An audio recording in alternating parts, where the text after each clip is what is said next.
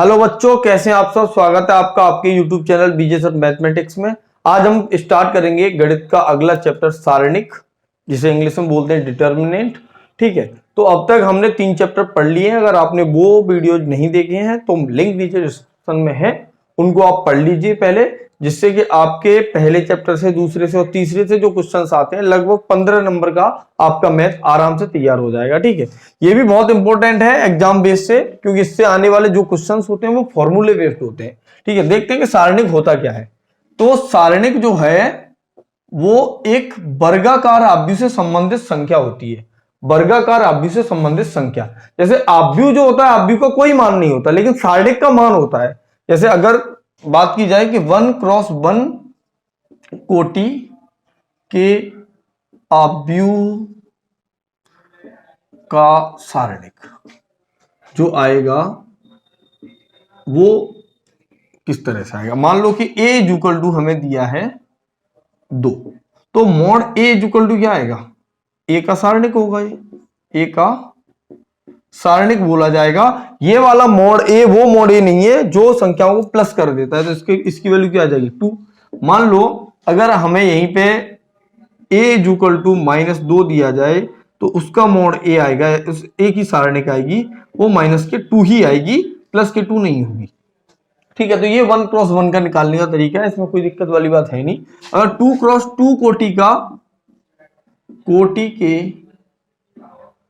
सारणिक का मान कैसे निकालेंगे। मान लो a इक्वल टू दिया जा रहा है हमें a11 a12 a21 a22, इस तरह से अगर a दिया है और हमें इस a की सारणिक का मान निकालना है, तो a की सारणिक का मान निकालते हैं, इसका इसमें मल्टीप्लाई करते हैं, इसका इसमें मल्टीप्लाई करते हैं, बीच में माइनस का साइन लगाते हैं, तो a11 a22 minus a21 a12।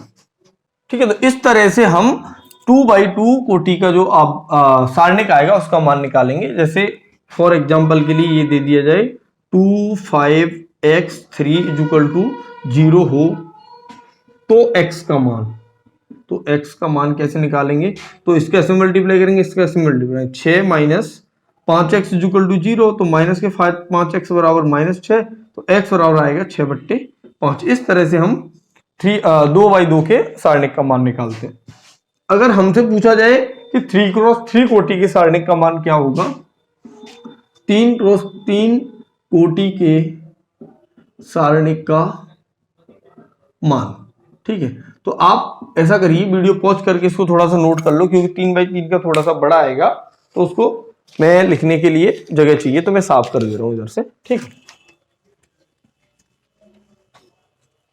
तो 3 क्रॉस 3 कोटि का सारणिक में हम 2/2 कोटि की जो सारणिक है उसका जो वैल्यू निकालते हैं उसका यूज करते हुए निकाल सकते हैं। ठीक है, जैसे मान लो 3 क्रॉस 3 का कोई a इक्वल टू दिया है, आव्यूह होगा, तो उसका मोड कैसे बनेगा, a11 a12 a13 a21 a22 a23 a31 a32 a33।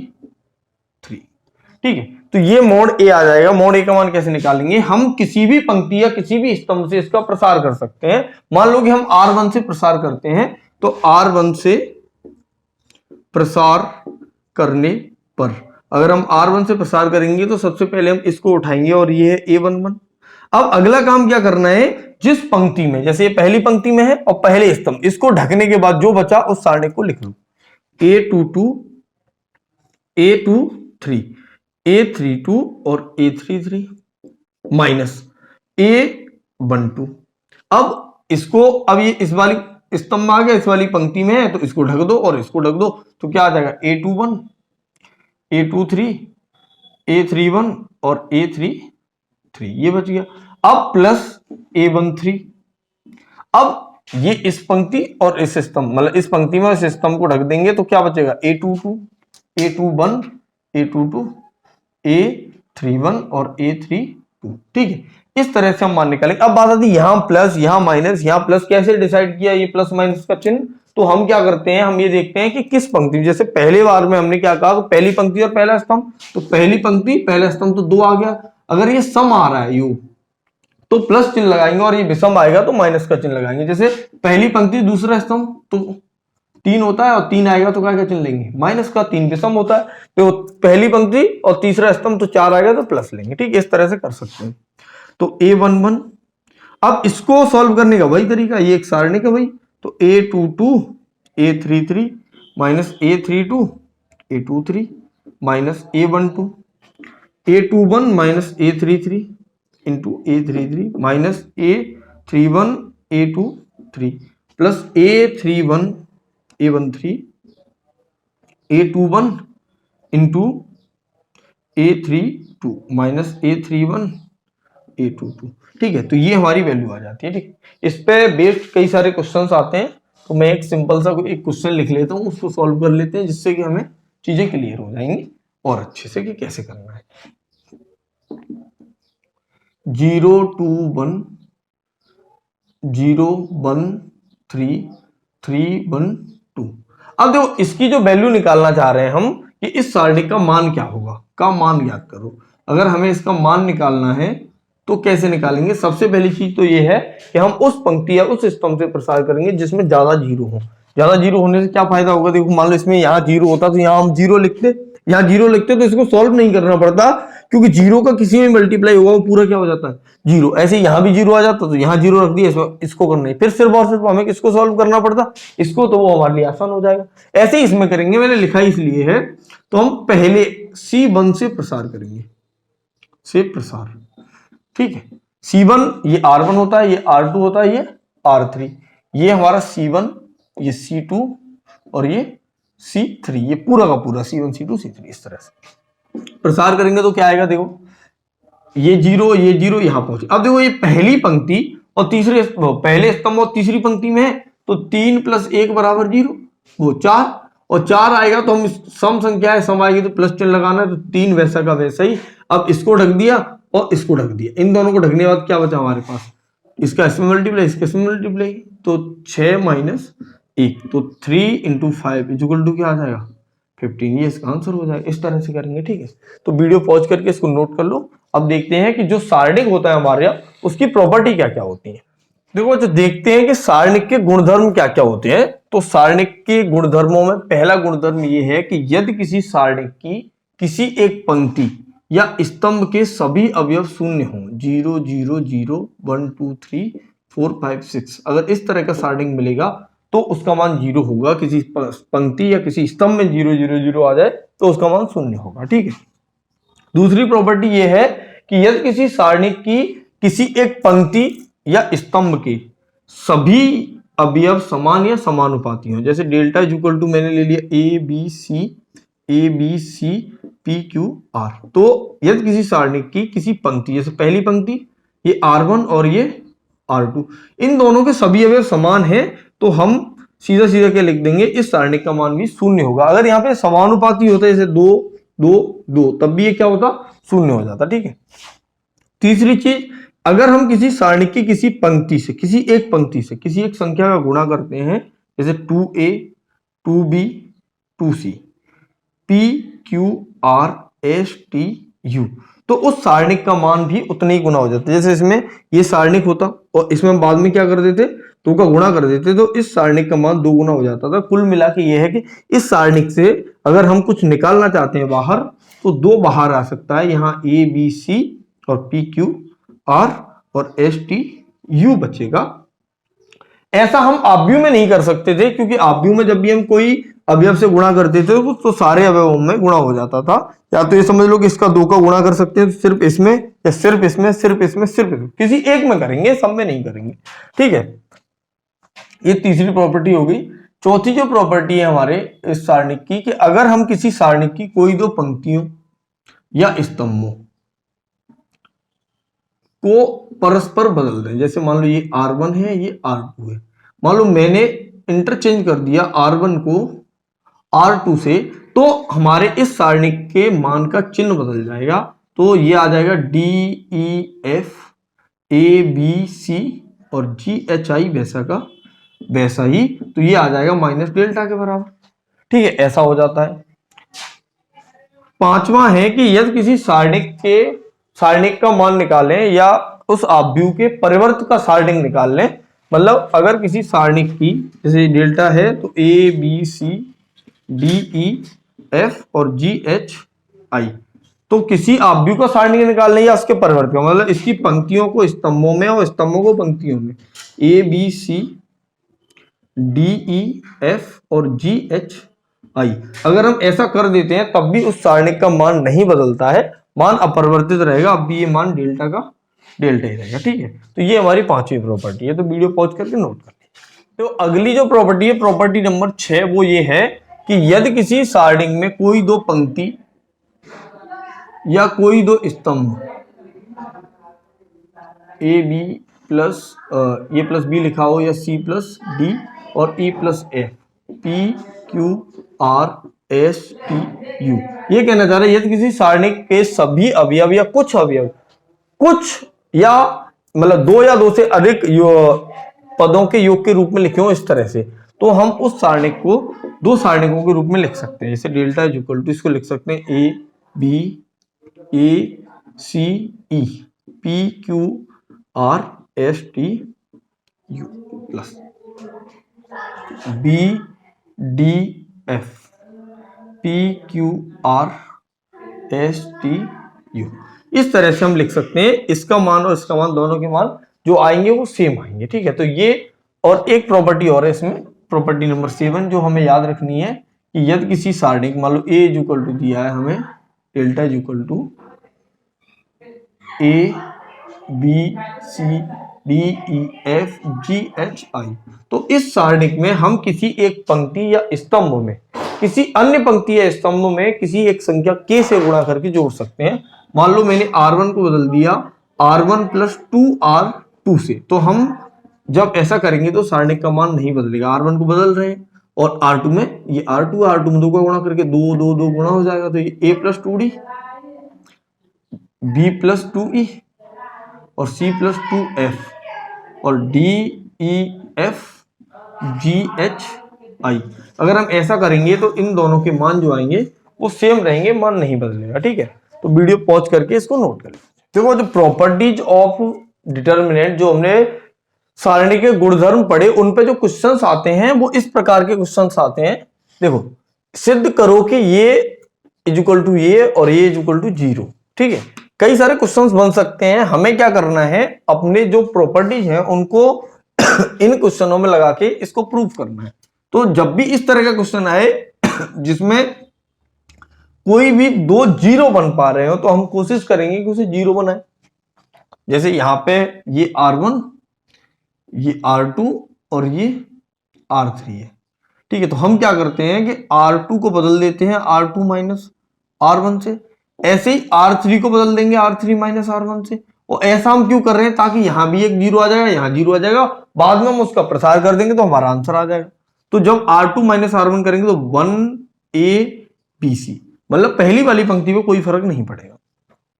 इसमें से इसको घटाएंगे तो ये 0, इसमें से इसको घटाएंगे तो ये B माइनस C, और इसमें से इसको घटाएंगे तो CA minus AB, sorry B minus A और CA माइनस BC।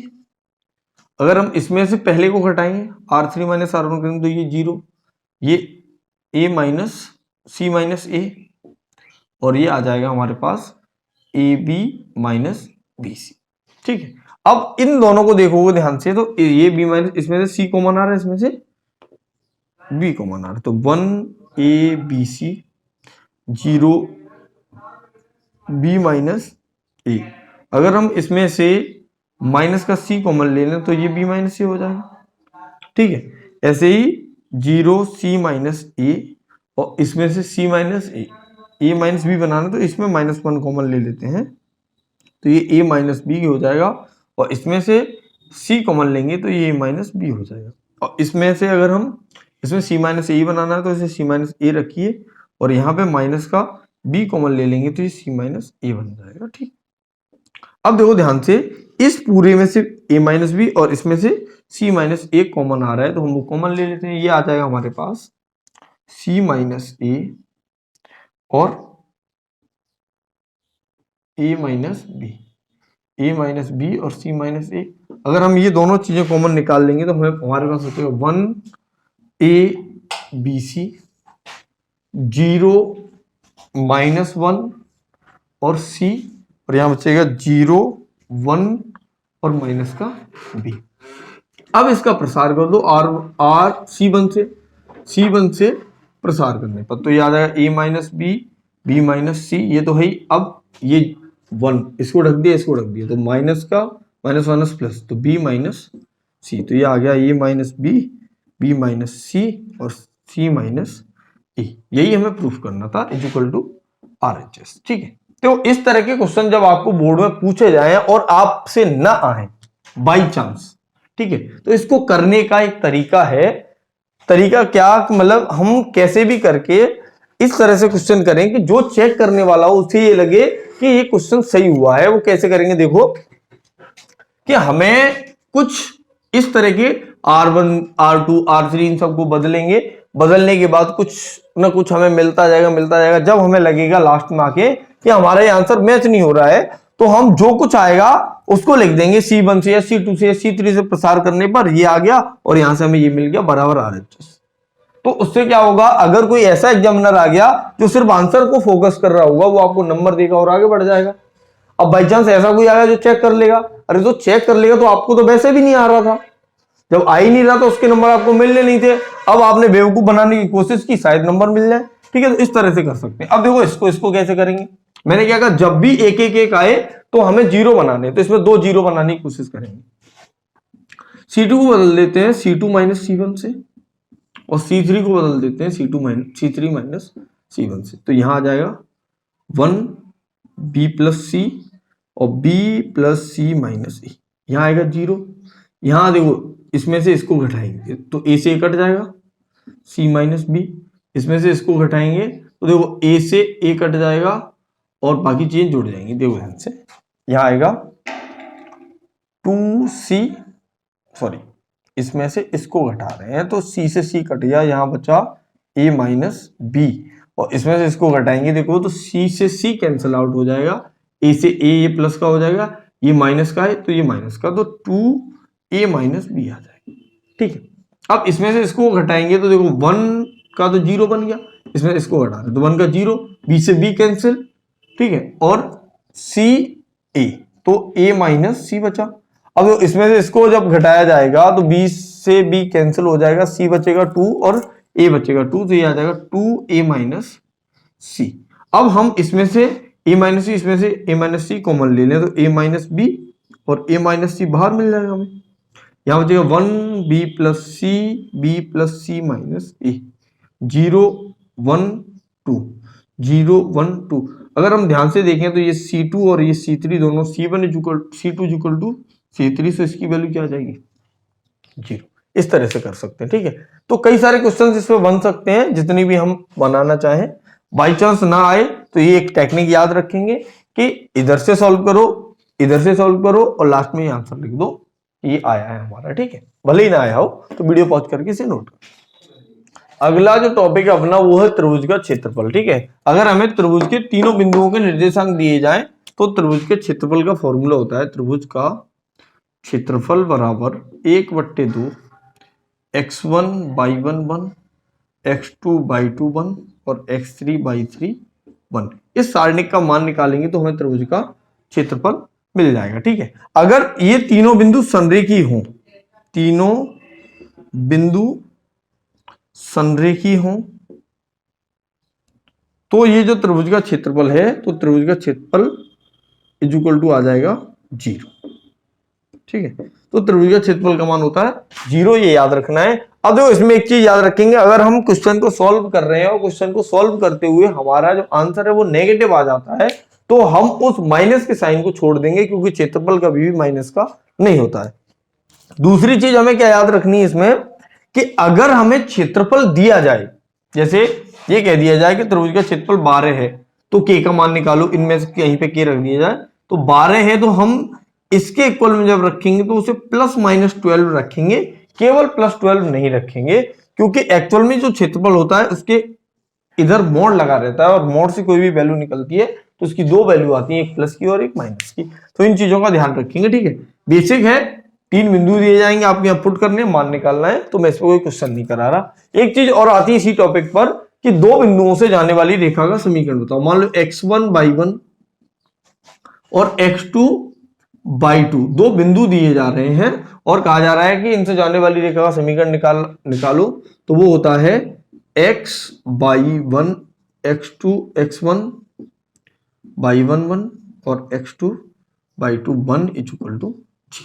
ठीक है, तो ये रेखा का समीकरण भी आप याद रखोगे। 2 बिंदु दिए जाएंगे, रेखा का समीकरण अगर सारणिक विधि से पूछा जाए तो ऐसे निकाल सकते हो। बाकी तो कई सारे फॉर्मूले होते हैं, 11वीं क्लास में आप लोगों ने पढ़े होंगे, जिनने भी 11वीं पढ़ी है। ठीक है, तो वीडियो पॉज करके ये चीज नोट कर लो। मैं इस पर क्वेश्चन एक भी नहीं करा रहा हूं, क्योंकि इतना बेसिक है कि आप चाहो तो अपने मैथ से एक भी क्वेश्चन उठाओ और उसको सॉल्व करने लग जाओ या एग्जाम्पल कर लो। ठीक है, वीडियो पॉज करके नोट कर लो। देखो, जो अगला टॉपिक है कि उपसारणिक क्या होता है। तो किसी भी सारणिक में जितने अवयव होते हैं उसके उतने ही उपसारणिक होते हैं। पहली चीज तो जैसे ये एक सारणिक लिख रखा है मैंने पहले से ही, तो ए बी सी डी 4 अवयव हैं, तो इसके 4 उपसारणिक बन सकते हैं। मतलब जो उपसारणिक होगा वो अवयव का होता है, ए का उपसारणिक, बी का उपसारणिक, सी का उपसारणिक और डी का उपसारणिक। इस तरह से उपसारणिक निकालते हैं। अब ये निकालते कैसे हैं? जैसे मान लो हम ए आई जे का उपसारणिक निकाल रहे हैं, तो आई वी पंक्ति और जेवें स्तंभ को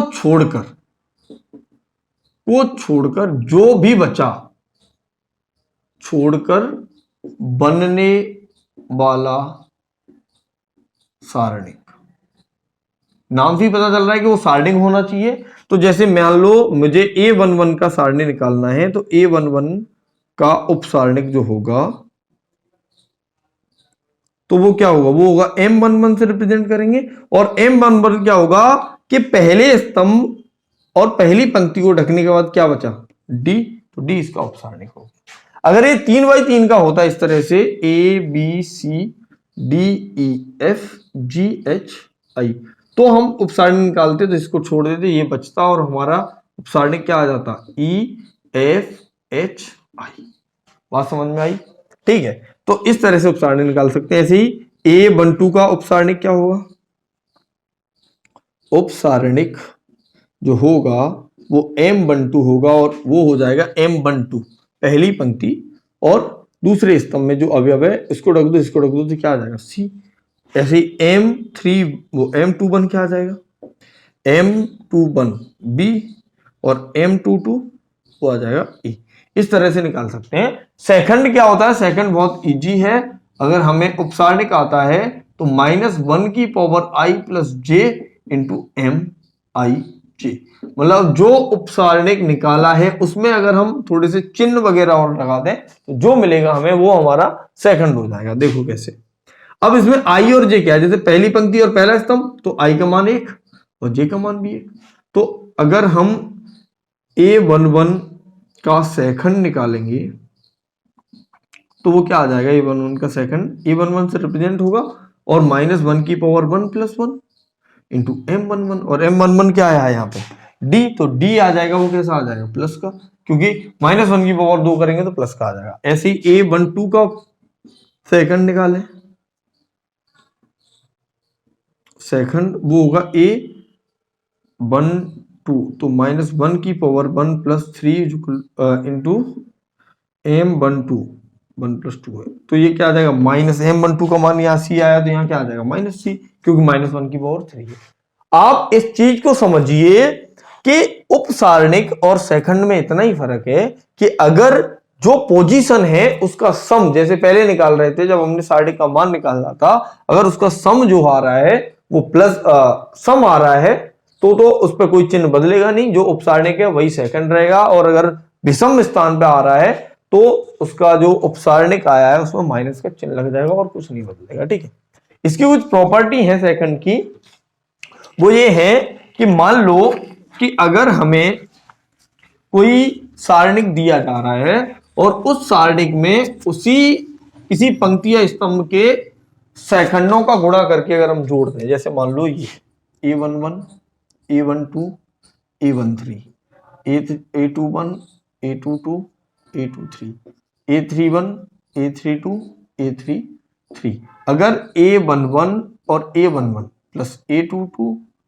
A12 A12 प्लस A13 और A13 जोड़ दें तो हमें उस सारणिक का मान मिल जाता है। किसी भी पंक्ति या किसी भी स्तंभ के साथ हम ऐसा कर सकते हैं। ठीक है, अगर ऐसा हो जाए कि हम किसी एक सारणी की किसी एक पंक्ति को ले लेते हैं और दूसरी किसी पंक्ति के सेकंडों को ले लें, जैसे A11 और A21 plus A22 A12 A22 plus A13 और A23, तो उसका मान हमारा शून्य आ जाता है। तो ये दो चीजें हम और याद रखेंगे अच्छे से, जो हमारे सेकंड में कभी ये ऑप्शन में पूछे जा सकते हैं। ठीक है, तो वीडियो पॉज करके इतना आप नोट कर लो। आगे देखते हैं सहखंडज क्या होता है, एडजॉइंट। आव्यूह का सहखंडज, आव्यूह का सहखंडज कैसे निकालते हैं समझना। अब देखो ये सारणिक और आव्यूह दोनों का कॉम्बिनेशन आ जाएगा। यहां से आगे एक चीज और पढ़ेंगे हम कि आव्यूह का जो प्रतिलोम होता है वो क्या होता है, हल कैसे निकालते हैं हम समीकरणों का, तो उसमें यूज होगा वो। आप समझो इसको कि सहखंडज कैसे निकालते हैं। तो जो आव्यूह दिया जाएगा तो उस दिए गए आव्यूह के सभी अवयवों का, मतलब ऐसे समझ लो, जो एडजॉइंट ए होगा वो सहखंडों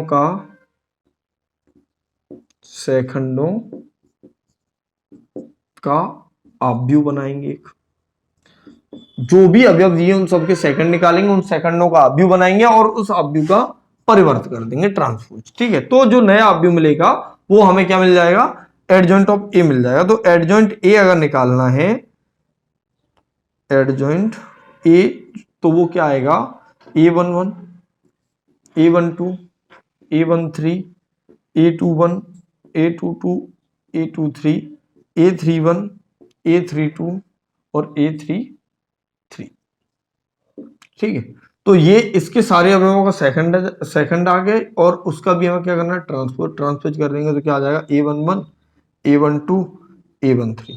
ठीक है, A21 A22 A23 A31 A32 और A33, इस आव्यूह को हम सहखंडज कहेंगे। ठीक है, सहखंडज कैसे निकालेंगे, एक एग्जांपल अभी ले लूंगा मैं छोटा सा। और देखो दूसरी चीज हमें क्या याद रखनी है, इसमें इसकी कुछ प्रॉपर्टीज होती हैं कि अगर किसी आव्यूह में उसके सहखंडज का गुणा कर दिया जाए तो हमें जो प्राप्त होगा वो एक ऐसा विकर्ण आव्यूह, ऐसा एक अदिश आव्यूह होगा जिसके जो मुख्य विकर्ण के अवयव होंगे वो मॉड ए होगा, उसको कॉमन ले सकते हैं। ठीक है, तो ये आ जाएगा हमारे पास। ठीक है, मॉड ए आई आ जाएगा, अब सभी मुख्य विकर्ण के अवयव नहीं होंगे, सॉरी। ठीक है, तो ये आ जाएगा, ऐसे समझो, जैसे मॉड ए 0 0 0 मॉड ए 0 0 0 मॉड ए, इस तरह का आव्यूह प्राप्त हो जाएगा अगर उसके सहखंडज में उसी आव्यूह का गुणा कर दिया जाए। अगर किसी आव्यूह के सहखंडज का हम सारणिक निकालते हैं तो जो हमें सारणिक दिया जाए उसकी कोटि अगर n है, n यहाँ कोटि है, तो उसकी पावर n-1 हो जाती है। जैसे यही है, मान लो यहाँ ABC होता, ABCDEFGHI, तो ये 3x3 का है। अगर इसके एडजॉइंट का मॉड निकाला जाए तो ये मॉड ए की पावर 3 - 1 मतलब 2 हो जाएगा। इस तरह से करेंगे। ठीक है, अब एडजॉइंट ए का मॉड 2 आ जाए तो n-1 का स्क्वायर हो जाता है, 3 आएंगे तो क्यू हो जाएगा। और adjoint A B equal to होता है adjoint B into adjoint A, और के का किसी आव्यूह में गुणा हो रहा है और एडजॉइंट में भी उसका एडजॉइंट निकाल रहे हैं हम, तो एडजॉइंट ए निकाल लो और उसमें के की पावर n-1 का मल्टीप्लाई कर दो तो हमें वही आव्यूह मिल जाएगा। एक ही इंपोर्टेंट होता है, कभी ऑप्शन में पूछ सकता है कि एडजॉइंट ए इंटू मॉड ए का की पावर n-2 होता है अगर एडजॉइंट ए आए। तो ये दोनों में कंफ्यूजन नहीं रखनी बिल्कुल भी, ये ज्यादा इंपॉर्टेंट है क्योंकि ये एक दो बार पूछा भी जा चुका है। ठीक है, तो इस तरह से सहखंडज निकालते हैं। देखो 2x2 कोटि का जो आव्यूह होता है उसके सहखंडज निकालने की थोड़ी ट्रिक भी होती है कि देखो कैसे निकालते हैं। आप लोगों ने अगर किताब देखी होगी तो आपने निकाला भी होगा कि अगर मान लो a बराबर हमें दिया है ABCD, ठीक है, तो क्या करेंगे कि इन दोनों को तो परस्पर बदलेंगे, परस्पर बदलेंगे और इन दोनों के चिन्ह बदल देंगे, चिन्ह बदल देंगे। तो जैसे हमें नया एडजॉइंट ए प्राप्त हो जाएगा। सीधा सीधा एडजॉइंट ए निकालेंगे तो वो क्या आ जाएगा, डी और यहाँ ए आपस में बदल लिया, इनके चिन्ह बदल लो, माइनस सी माइनस बी।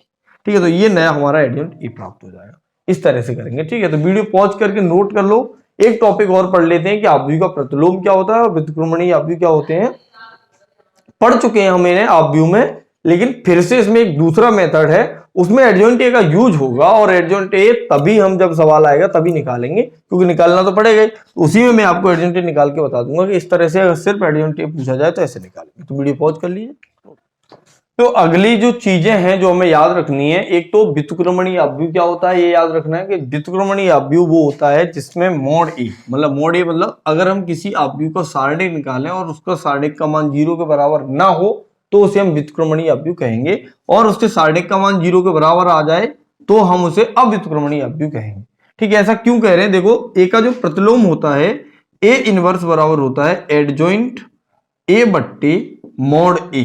ठीक है, अगर मोड ए का मान 0 आ जाएगा तो ये नॉट डिफाइन आ जाएगा, अपरिभाषित। तो अगर मोड ए का मान 0 हो जाएगा तो उसे कहेंगे अव्युत्क्रमण, इसका व्युत्क्रमण संभव नहीं है। यहां पे भी हम लिख सकते हैं कि mod A does not equal to 0, A के बराबर नहीं होना चाहिए। ठीक है, तो किस तरह से निकालते हैं, एक इस फॉर्मूले को याद रखेंगे, A inverse is equal to adjoint A upon mod A. तो सबसे पहले क्या निकालेंगे, मोड ए अगर हमें निकालना है तो 1 4 चौके 16 minus 9 minus 3 4 minus 3 plus 3 3 minus 4। ठीक है, तो ये आ जाएगा 16 में से 9 गए तो 7 माइनस 3 और प्लस माइनस 3, तो ये आ जाएगा 1, जो कि 0 के इक्वल नहीं है, तो इसका व्युत्क्रमण संभव है। पता नहीं इसमें ऐसा क्या स्पेशल है जो इतनी सालों में ये पूछा जा चुका है ये क्वेश्चन। ठीक है, अब हम क्या निकालेंगे, सेकंडज। सेकंडज निकालने के लिए हमें सेकंड चाहिए, तो ठीक है, तो सबसे पहले एक का सेकंड क्या आएगा, a11 का मान आ जाएगा हमारे पास, इसको ढका 4 चौके 16 16 माइनस 9 बराबर 7। ऐसे a12 निकालेंगे तो पहले से माइनस लगा दो। क्यों माइनस लगाया है, इस पोजीशन की वजह से, ये 3 आ रहा है जुड़ के तो माइनस पहले से। इसको ढका तो 4 एकन 4 और 3, तो 4 माइनस 3 कितना बचेगा, माइनस का 1 आ जाएगा। ठीक है, a13 कितना आएगा, प्लस का रहेगा तो 3 माइनस 4, तो ये आ जाएगा माइनस का 1। ऐसे ही a21 निकालेंगे तो ये कितना आएगा, a21 पहले से माइनस लगा देते हैं। ठीक है, a21 यहाँ पहुंचे तो इसको ढक दिया और इसको ढक दिया, तो क्या बचेगा यहाँ पे 4 चौक 3 चौके 12 माइनस 9, तो ये आ जाएगा 12 में से 9 गए तो माइनस के 3। a22 कितना आ जाएगा, प्लस का रहेगा, यहाँ पहुंच गए, इसको ढक दिया 4 एकन 4 3 एकन 3, तो 4 माइनस 3, तो ये आ गया प्लस का 1। a23 तो माइनस का साइन पहले से, इसको ढका 3 में से 3 गया तो 3 माइनस 3 इक्वल टू 0। ऐसे क्या निकालेंगे, a31 कैसे निकालेंगे, इसको ढक दिया 3 तरह के 9 माइनस 3 तरह के, इसको ढक दिया 3 तरह 9 माइनस 12, तो ये आ जाएगा माइनस का 3। a32 निकालना है तो माइनस का चिन्ह पहले से ही, इसको ढका और इसको ढका, 3 में से 3 गया तो 3 माइनस 3 इज इक्वल टू 0। ठीक है, अब वापस से हम आ गए यहाँ पहुंचे तो इसको ढका a33 कितना आ जाएगा, ढकने के बाद 4 में से 4 माइनस 3 तो माइनस और प्लस का 1। अब एडजॉइंट ए निकालना है तो एडजॉइंट ए की वैल्यू जो आएगी वो क्या आ जाएगी, देखो ध्यान से,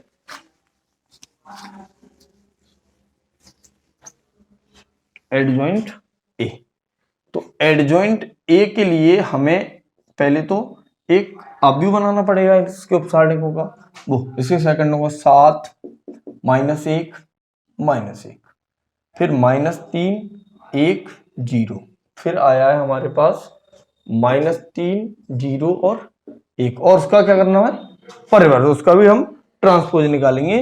तो adjoint A is equal to आ जाएगा हमारे पास 7 माइनस 1 ठीक है, फिर -3 1 0 -3 1 0, फिर -3 0 1, ये आ गया हमारे पास एडजॉइंट ए। ठीक है, जो एडजॉइंट ए आ गया है अब हमें निकालना है मॉड ए इनवर्स। तो ए इनवर्स इक्वल टू क्या होता है, एडजॉइंट ए बट्टे मॉड ए। तो मॉड ए की वैल्यू 1 आई है तो सीधा सीधा क्या आ जाएगा, 7 माइनस 3 माइनस 3 माइनस 1 1 0 माइनस 1 0 1, यही हमारा ए इनवर्स हो जाएगा। इस तरह से निकालते हैं। ठीक है, तो कोई कठिन काम नहीं है, अगर आपको स्टेप बाय स्टेप सारी चीजें आप समझते चल रहे हो तो आसानी से निकाला जा सकता है। वीडियो पॉज करके नोट करें। देखो बच्चों, अगला जो टॉपिक है वो है कि आव्यूह विधि से समीकरण निकायों को हल कैसे करते हैं, और ये श्योरली 8 नंबर में आएगा ही आएगा।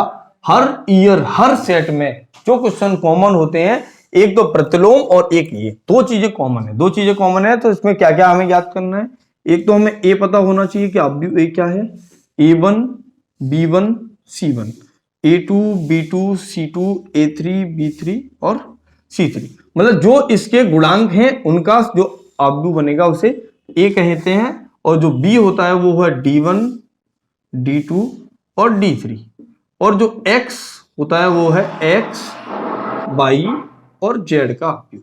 तो ये दो चीजें एक्चुअल में, ये जो समीकरण बने हैं वो बने हैं AX इक्वल टू B से। ठीक है, ये लिखा हुआ है। अगर हम इस आव्यूह में इसका मल्टीप्लाई कर देंगे तो हमें ये मिल जाएगा। ठीक है, अब बात आती है इसमें कि हम समीकरण निकायों का हल कैसे निकालेंगे। तो पहली चीज ये, तो मॉड ए का मान 0 ना हो तो केवल एक हल होगा, तो केवल एक हल, और इसी को कहते हैं हम अद्वितीय हल। अद्वितीय हल होंगे। अद्वितीय हल होने का मतलब ये है कि केवल और केवल समीकरण निकाय का एक हल होगा और निकाय संगत होगा। संगत होगा। संगत होना, अगर किसी समीकरण निकाय का कोई भी एक हल हो, चाहे एक हो चाहे एक से ज्यादा हो, तो उस समीकरण निकाय के हलों को संगत हल कहते हैं। और अगर किसी समीकरण निकाय के हल ऐसे हैं जिसका मतलब हल ही नहीं संभव है, हल ही ना हो, कोई हल ना हो, तो उसे कहते हैं हम अद्वितीय हल। ठीक, वो असंगत निकाय। तो ये संगत है और इसमें x इक्वल टू होता है a इनवर्स इंटू b। तो ये वैल्यू हो जाती है x की। यदि मॉड a का मान 0 आ जाए तो हम क्या करेंगे, तो हम एडजॉइंट a इंटू बी ज्ञात करेंगे, और इसका भी मान 0 ना हो तो कहेंगे हम कि समीकरण निकाय का कोई हल नहीं होगा। कोई हल नहीं होगा, और कोई हल नहीं होगा तो निकाय असंगत होगा। निकाय असंगत। अगर ऐसा आ जाए कि एडजॉइंट a इंटू बी निकाला हमने, जब मॉड a बराबर 0 हो गया, ये निकाला और इसका मान 0 आ गया, तो हम कहेंगे कि समीकरण निकाय के या तो अनंत हल होंगे या कोई हल नहीं होगा। या कोई हल नहीं होगा मतलब या तो निकाय संगत होगा या असंगत होगा, पर इस केस में हम श्योरली कह नहीं सकते। इन दोनों केसों में हम श्योरली कह सकते हैं। तो कभी कभी एग्जाम में ये चीज भी पूछी जाती है कि अगर निकाय का हल है तो क्या होगा और हल नहीं है तो क्या होगा। अगर मॉड ए का मान 0 आ जाए तो हम इन दोनों पे जाएंगे तब बताएंगे। ऐसा नहीं कह सकते कि मॉड ए बराबर 0 तो कोई हल नहीं है। ठीक है, अब इसका क्वेश्चन पूछा जाता है और वो बहुत बहुत बहुत इंपॉर्टेंट है। मैं एक क्वेश्चन कराऊंगा, आराम से कराऊंगा, बहुत धीरे धीरे सीख लेना एक एक चीज कि कैसे निकालने हैं, और उसी बेस पर आप एक दो क्वेश्चन और कर लेना। आपके 8 नंबर मैथ में किसी का बाप नहीं रोक सकता है, पक्के आएंगे। ठीक है, तो वीडियो पॉज करके से नोट कर। तो बेटा इन समीकरण निकायों का हल निकालना है हमें आव्यूह विधि से। इसी तरह का क्वेश्चन आपको लिखा हुआ मिल जाएगा। ठीक है, तो सबसे पहले हम आव्यूह बनाएंगे। ए बराबर क्या आएगा, 1 - 1 1 2 1 - 3 1 1, यहाँ जेड है 1 1 1। ठीक है, अब इस आव्यूह को बना लिया। b इक्वल टू आ जाएगा हमारे पास 4 0 2 और x इक्वल टू होता ही x बाई जेड। ये बना लिया हमने तीनों। सबसे पहला काम हम मॉड a निकालेंगे, जिससे हमें पता चले कि हल कितने होंगे। मॉड a निकालेंगे तो कितना आ जाएगा 1, तो ये 1 + 3 माइनस माइनस प्लस 1, R1 से प्रसार कर रहे हैं, इसको रख दिए, इसको रख दिए, 3 2 1 2 और 3 2 + 3। ठीक है, माइनस प्लस 1 और इसको रख दिए 2 1 2 2 - 1, तो ये आ गया 3 1 4 + 5 + 1। ठीक है, 3 और 4 5 9 और 10, जो कि 0 के इक्वल नहीं है, तो x इक्वल टू आ जाएगा हमारे पास -a इनवर्स b। तो a इनवर्स b वैल्यू आएगी। अब ए इनवर्स बी वैल्यू निकालने के लिए हम क्या करेंगे कि ए इनवर्स निकालना है, और ए इनवर्स निकालने के लिए हमें क्या चाहिए, एडजॉइंट ए चाहिए। एडजॉइंट ए कैसे निकालेंगे, देखो तो सबसे पहले इसमें मैं डायरेक्ट करने की कोशिश कर रहा हूं, ठीक है।